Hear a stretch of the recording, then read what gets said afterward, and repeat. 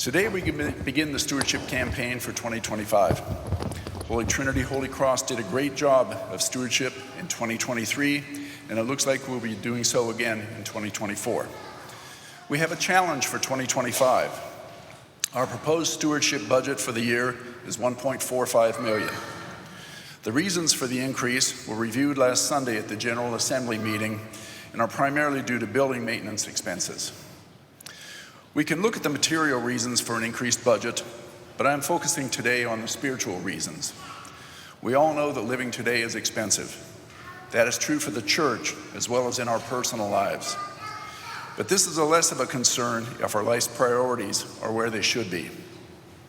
Christ told us in Matthew that he understands taxes, saying, "Render unto Caesar the things that are Caesar's," and in the same breath tells us to tithe by adding, "and unto God things that are God's."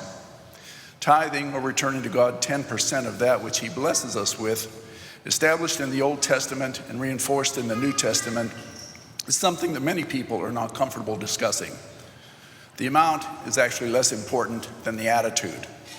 Hopefully, we all give back joyfully to the Lord in thanks for what he has done for us. Giving to God is the best antidote for materialism. Money can't buy happiness.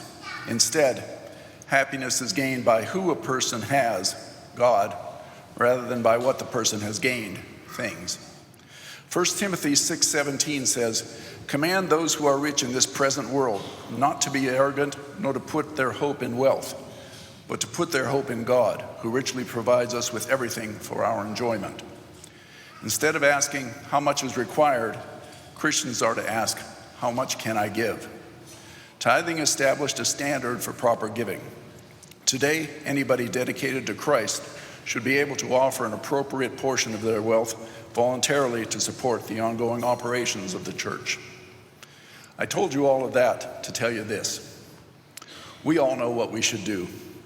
What we ultimately decide is strictly between us and God. The ultimate importance of this decision is one of the facets of our salvation, which again is worked out between us and him. On a personal note, let me share our experience with working toward tithing.